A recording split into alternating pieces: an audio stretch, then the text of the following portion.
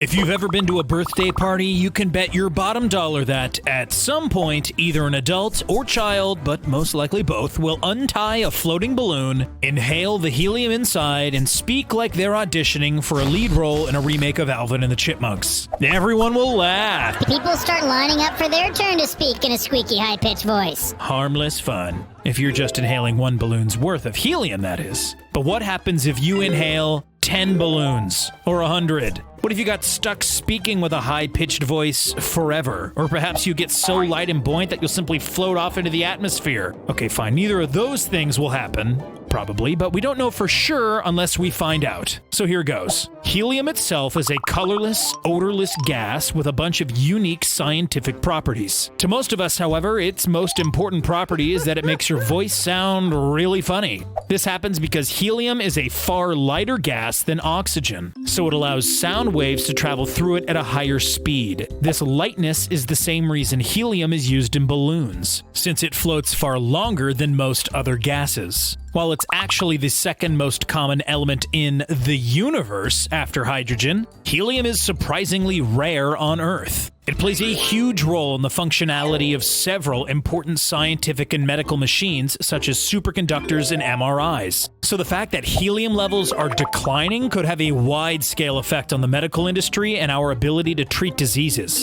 But we'll save that for another video. When you inhale helium, a number of reactions take place within your body. The helium itself begins to displace any oxygen in your system, resulting in a dizziness and lightheadedness comparable to holding your breath for a very long time.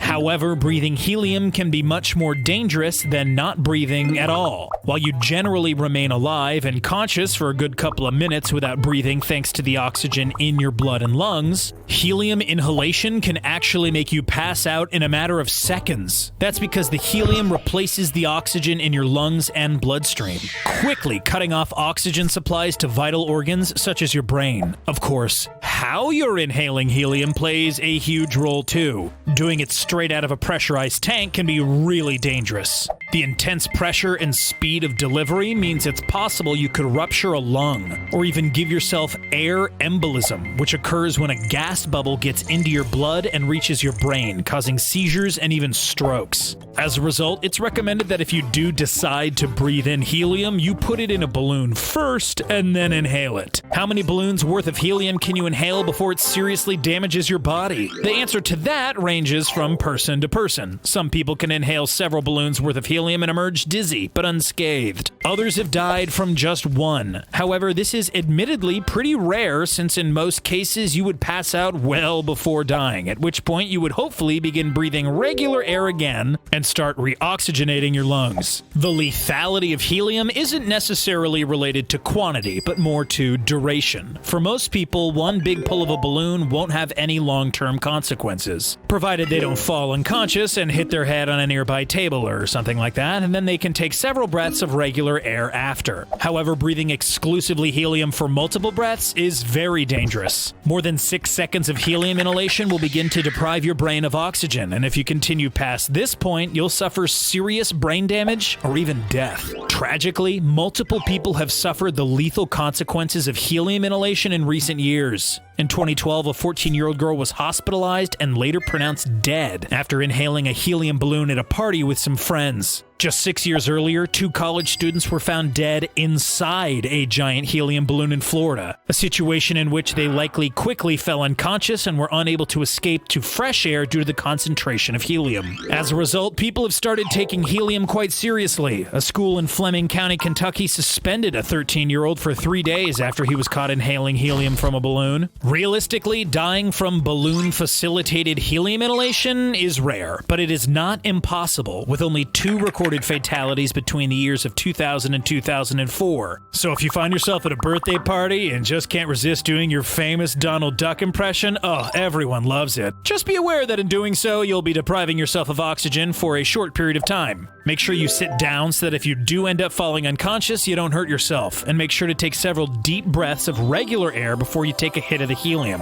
If you see someone suffering from a helium overdose, try to get them to breathe in fresh air, and they should be right as rain shortly after. However, if they're not able to breathe, you should seek medical assistance as soon as possible, since not breathing is, as the professionals say, Bad. In theory, you can inhale 1,000 balloons worth of helium, provided you take a break between each one to get your oxygen levels back to normal. That said, it's probably for the best that you just put down the balloons and avoid breathing helium altogether. Sure, it'll make you sound like a cute and cuddly animated character, but is that worth the risk?